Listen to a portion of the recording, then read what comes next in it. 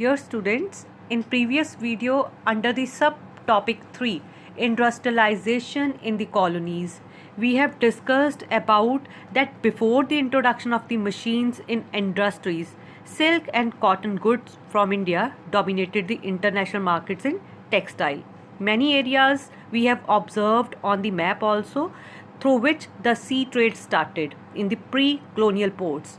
We have already discussed that area, Surat, then that is the Hooghly in the Bengal, right, and Masulipatam, which were having the sea port trade with other countries like with the Middle East, with the Southeast Asia ports, right. Now today we will begin in 1750.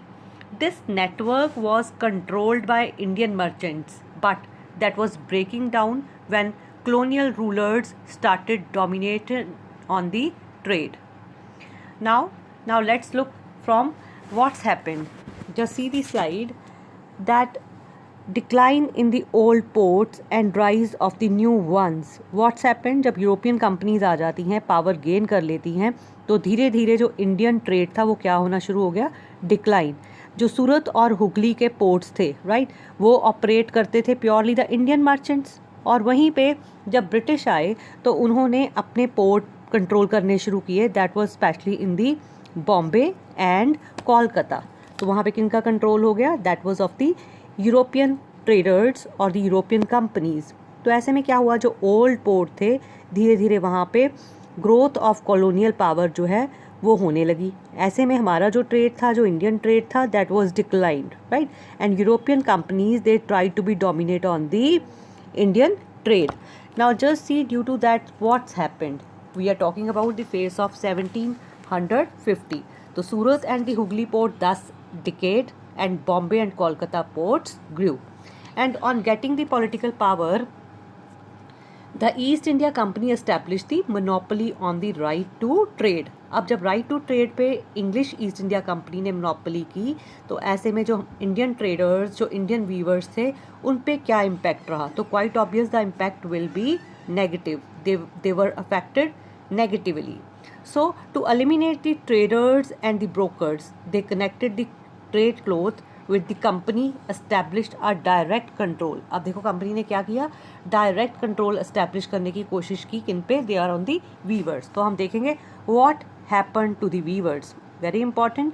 तो सबसे पहले जब East India company का control हो गया भारत पे, उनकी political power हो गई, तो उसके बाद उन्होंने क्या स्टार्ट किया, they try to be eliminate the existing traders, right. मैंने अभी बताया आपको, जो एग्जिस्टिंग ट्रेडर थे उनको उन्होंने किक आउट करने की कोशिश की, और उसके बाद उन्होंने क्या अपॉइंट कर दिए. See a very important term is there, that is the gomastas. अब सबसे पहले ध्यान से समझिए, गोमस्तास कौन थे.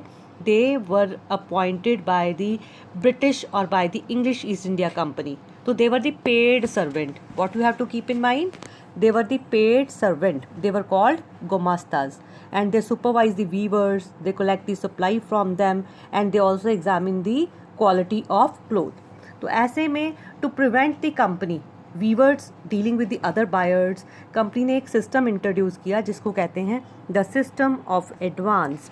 The system of the advance, ताकि बाकी जो ट्रेडर हैं वो उन पे कंट्रोल ना करें. तो जो कंपनी है उसने वीवर्स पे कैसे कंट्रोल किया, that is by the system of advance.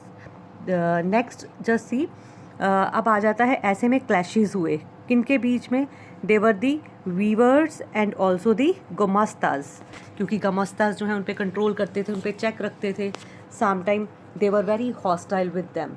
Now the system of advance के कारण क्या हुआ, they were having the bitter relationship. They were having the bitter relationship, and many weavers had small plots of land which now they lease to the others and devote their time on weaving. तो ऐसे में weaving के कारण अब उनकी entire family कहाँ पे थी, that was involve in the weaving work. And इसके बाद जो थे वीवर्स जो थे, they were under the strict control of the gomastas, right. तो गोमस्तास जो है कई बार उनके साथ बहुत एरोगेंट होते थे, वेरी हार्श, राइट. तो and they March into the villages with the sepoys, और उनको कई बार हरास किया जाता था, बीट किया जाता था. And weaver lost the space in the bargaining for prices and sell to the different buyers. ना तो अब वो अपनी मर्ज़ी से अपने जो प्रोडक्ट्स हैं, अपना जो वीविंग मटेरियल है वो बेच नहीं सकते थे, because they were under the strict control of the gumashtas. Just see the picture there, right. कैसे उनको मारा जाता था, या जो उनकी फैमिलीज़ में कैसे उनको हरास किया जाता था. तो now it is all about how they were suffered in the hands of English East India Company and in the hands of the Gumastas. अब ऐसे में weavers ने क्या problem face की. Now the weaver lost the space in their own home grounds. Now they left that places because they were having the very miserable conditions. और ऐसे में in many places weaver deserted villages and migrate. उन्हें अपने गाँव छोड़ने पड़े और migrate होके जाना पड़ा to the cities to search out new work, and weavers along with traders revolted and began refusing loans, closing down their workshops and taking to the agricultural laborers. So this is all about the negative effect on the life of the weavers when the industrialization or the industries were set up.